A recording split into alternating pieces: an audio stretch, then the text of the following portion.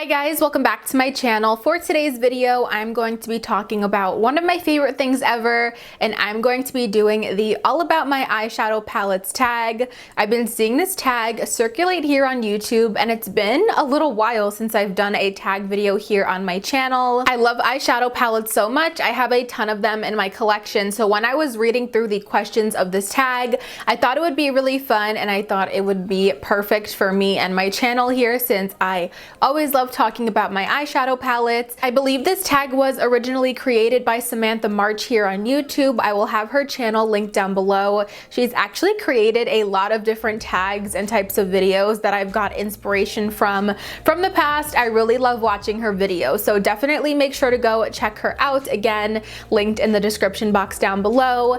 And I think that this tag was kind of inspired by TikTok. It's like, show your newest palette, show your oldest palette. I know that sound was circulating around on TikTok. I might go ahead and do that after I'm done filming this video, so definitely check out my TikTok. I might start posting. I'm not really sure that I'm 100% into making TikToks yet. I haven't ever made one, but I watch them all of the time. So if you guys would want to see some TikToks from me, definitely let me know. I'll probably start here at the eyeshadow palette one. I'm excited to get on into this. I love talking about all different palettes, so if you guys want to see the All About My Eyeshadow Palettes tag, make sure to keep on watching. So the first prompt or question in this tag is show your newest palette.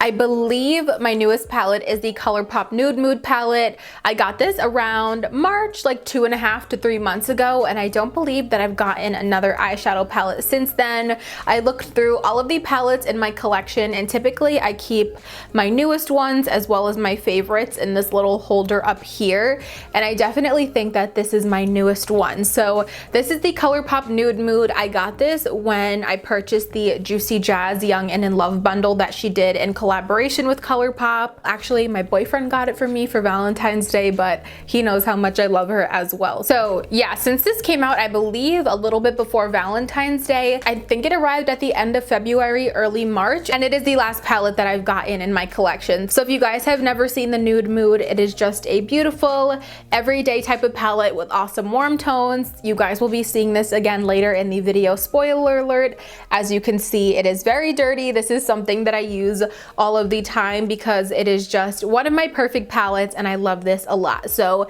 I'm not going to talk too much. We are going to talk about it again in a little while, but for my newest palette, it is the Colorpop Nude Mood. On the contrary, the next question is to show your oldest palette, and at first I thought my oldest palette was the Naked 2 palette, just because that is the palette that is really ingrained in my mind as being my first for some reason. I just remember being so excited about it, having that as like my first high-end eyeshadow palette ever. But after doing a little bit more digging through my collection and just a little bit more thinking back to the past in general, I did realize that my very first palette is actually the Urban Decay Naked Basics. This is such a throwback. I'm sure I just unlocked a lot of memories that you guys didn't even know you had with this palette, but this was definitely my first. I remember this was my first maybe sometime in like middle school, just because it was more affordable at the time compared to a full naked palette, which at the time was in the 40s. I believe this was $25, so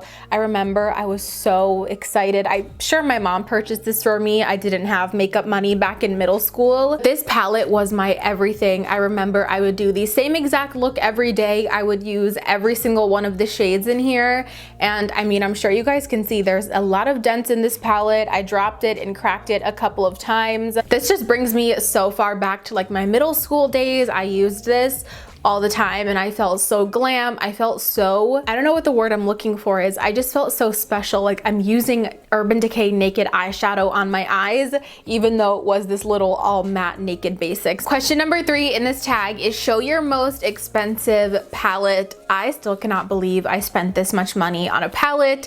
I don't know, this might not be a lot to some of you compared to like the $100 palettes out there, even like $80 or $90 palettes, but I did spend $60 on the Kat Von D Metal Matte Palette, which is expensive for a palette. It might sound a little funny to you guys because I do have palettes in my collection that are $45 and $49. I believe the Jackie Aina was close to $50 if I'm not mistaken from ABH. $60 just sounds crazy to pay for an eyeshadow palette, but I really wanted this from Kat Von D at the time. I thought this was so different from anything that I had seen in the eyeshadow and beauty industry before. So again, this is her metal matte palette. This is what it looks like. I feel like I was really intrigued by not only what the inside of the palette looks like, which I will get into and show you in a second, but just the packaging in general I thought was so cool. If you guys can see, it is this long, like skinny packaging, and it is designed to say metal and then matte when you flip it around. Did I do that right? Yes. It is a really beautiful palette. Here is what the inside looks like. If you guys can see, I mean, it is stunning. I think the layout and the concept is awesome. This is like a complete and total, almost like painter's palette to me. It almost has every single color. It is a little bit more on the cool tone side. So looking back again, I don't know that this would be something I would purchase now, just really knowing more about what I like in makeup and the tones of eyeshadow that I prefer on my eyes. But I think at the time, I just really loved anything that was new. I loved anything that was just different and unique, and I wanted it regardless of if I would actually get a lot of use out of it. There are 22 eyeshadows in here, which is more than the average amount in a palette. So I do see the boost in price there. And it is just like, again, just very extravagantly laid out. You get your row of mattes on the bottom, the row of metallics on the top. I would say that's the one thing I would have to complain about, is that the metallics are just kind of like a shimmer. They were definitely more of a letdown. I will go ahead and do some swatches. If you guys can see, they are beautiful shades, but they're not like bam in your face type of metallics. They just give like this really beautiful sheen. All in all, I definitely wouldn't say that I regret this palette because I did get use out of it. I still do reach for it once in a while when I want like a specific shade. It was just really expensive, and I definitely do not think I would pay $60 for this again if I was going to purchase this now. Question number 4 is show your most affordable palette.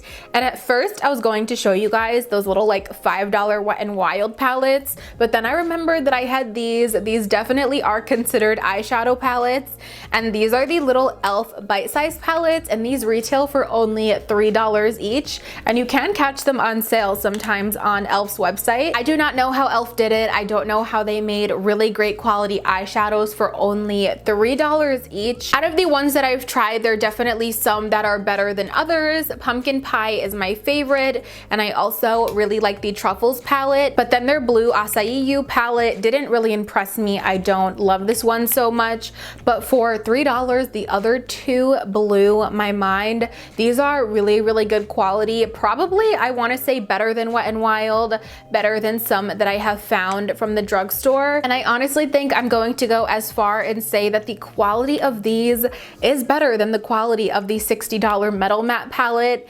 The Metal Matte is not bad, but I find that it could be better. As I mentioned, the metallics could be more metallic, and the mattes could blend a lot easier. I have to spend a lot of time blending these, whereas with the e.l.f. ones, besides the blue one again, I've always been able to create really pretty eye looks, throw it on really fast, effortlessly. It doesn't take a lot of blending or a lot of building. I know I kind of mentioned this earlier when answering the first question in this tag, but next up I'm going to be showing you my current everyday eyeshadow palette, and that is the Colourpop Nude Mood again.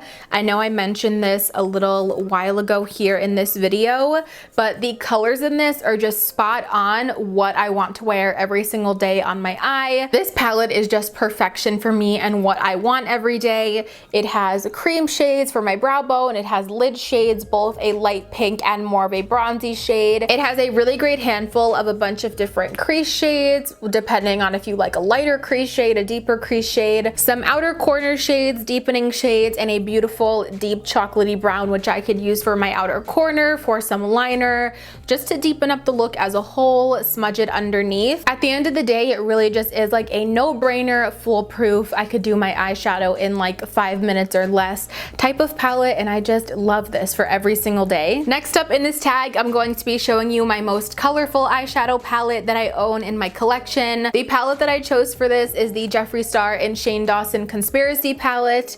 I'm sure a lot of you know what this palette looks like on the inside. This is it, you guys. This is as colorful as it gets in my eyeshadow palette collection. It is pretty colorful though. You have some greens and blues, a lot of pretty light pinks, neon pinks, fuchsia, orange, deep greens, deeper burgundies. I would almost consider this a fully colorful palette. I would just maybe like take away this bottom row of shadows and then it would be almost fully colorful. I know a lot of people have different definitions of colorful, but to me this definitely has a lot of color in it, and it is so fun to play around with. When I do play around with color, I find that this is what I want to reach for, because not only are they pretty colors, but they are so pigmented and vibrant and neon. A lot of the times when I grab a yellow or a pink, I really have to pack it on, I really have to build it up, and then it just tends to kind of fade and go away when I blend the rest of the eye look. But these colors pack a serious punch, and I believe that is because they're actual pressed pigments instead of a traditional eyeshadow formula. Here's an up-close swatch of some of the beautiful colors in this palette from top to bottom. It's Flaming Hot, which is the reddish orange shade. Trisha is the fuchsia. Food Videos is the neon yellow, and What's the Tea is that beautiful Tiffany blue type of shade. Since these are pressed pigments, they are going to stain. If you guys can see my fingers, I just wiped off the shadow and they are staining even the back of my hand, but as I said, they really don't budge. I'm sure if I went in with some makeup remover or like soap and water, it would come right off. But I have had some staining even on my eyes with this palette in the past. Now that summer's approaching and I'm looking at this palette, I see a lot of fun things that I want to do. I think I'm gonna pull this out, kind of keep it in mind for summer, maybe do some more fun and colorful looks with this. But as far as all of my eyeshadow palettes go in my collection, the Conspiracy palette is as colorful as it gets. The next prompt in this tag is to show your smallest palette. And again, I have another repeat for you guys, but the e.l.f. bite-sized palettes are just the smallest that they come when it comes to eyeshadow palettes. I don't think that I've ever seen full palettes smaller than this. Bite-sized is obviously the perfect name for this because these are teeny tiny, you guys. I feel like they might even look bigger on camera than they actually are in person. But each of the bite-sized palettes comes with 4 eyeshadows, which I actually feel like they're pretty decent sized pans. But yeah, I'm looking in the viewfinder and I definitely feel like they might be pulling larger on camera than they actually are in person. But even comparing the bite-sized palette to the Naked Basics, you probably could fit 2 bite-sized palettes to create one size of the Naked Basics, if you guys can see right there. So these are really tiny. Maybe I'll even go ahead and compare it to like one of Colourpop's 12 pan palettes. Maybe more of you will have something like this. I mean, these e.l.f. ones are incredibly small, but I love it. They pack a lot of awesome quality, as I mentioned about them earlier. And I think they're also very travel friendly, or if you want to throw them in your purse for touch-ups, they're just a really great and cute eyeshadow option. On the total opposite side of the spectrum, the largest eyeshadow palette that I own, I would say next to the Kat Von D Metal Matte. I was going to mention that again, but it is more of an awkward, non-traditional shaped palette. So I figured I would go for the largest palette in my collection that is more of a traditional shape, and that is the Makeup Revolution and Emily Noel the Wants palette. I remember when this was so popular on YouTube, I used to love playing around with this palette, and the size of it honestly doesn't bother me because although it is large, it's very skinny and thin still on the side, so it just slides right in the drawer. It stacks really nicely, and they also included a large mirror that is the same size as the palette, so I can't be mad about it when the mirror is the same size as the palette, and it's a really like crisp and clear mirror as well. Here's what the inside of the Emily Edit palette looks like. It has 24 shades, which is a lot of eyeshadow, so I definitely see why why it had to be this size. I love the shades in here. It's definitely more of a unique color story, different than other things that I have in my collection or that I've seen on the market. But all in all, it's just a really awesome palette. I like the formula a lot. So this is the largest palette that I have in my collection. Show a palette with the best memory. That palette for me is definitely the Too Faced Chocolate Bar palette. This has the best memories for me because this is the palette that I used in like my second video ever here on YouTube. This was the palette that I feel like I really started this whole YouTube journey with, and I just have really fond memories of using this during that time and how I felt when I first started my YouTube channel. It still does feel fun, so that's not what I'm trying to say, but I just remember how excited I was to upload videos and get my first 100 subscribers. It's like a really nostalgic palette for me. So although like one specific instance doesn't stand out, I feel like it's more of a memory that's like a period of time for me. I used this palette so much like the first year or so on my channel. As I mentioned, it was just always the palette that I reached for when I wanted to film a YouTube video.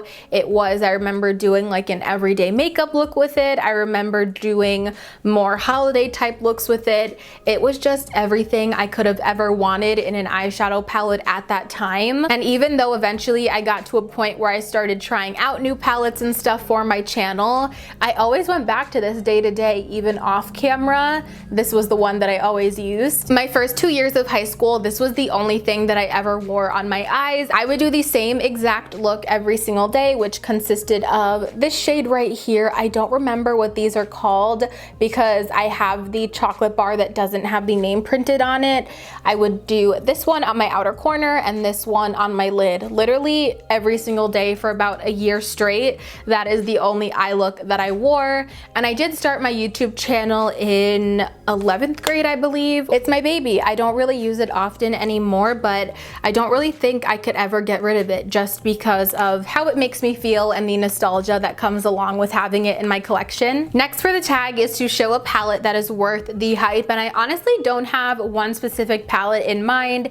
It's more of like a brand of palettes that I feel like are very hyped up and people collect a lot of time, and this specific brand is always and constantly launching and creating new palettes, but I honestly think it's worth it, and that is Colorpop. I'm sure you guys see Colorpop palettes all of the time. They are constantly making new ones, whether it's in collaboration or they're doing their 12 pan monochromatic type of palettes. I have 5 Colorpop palettes in my collection, and every single one of them to me are so worth the hype that they've gotten. There's no denying that the Colorpop eyeshadows have a really amazing formula, and I've never been disappointed in a single Colorpop shadow that I've tried.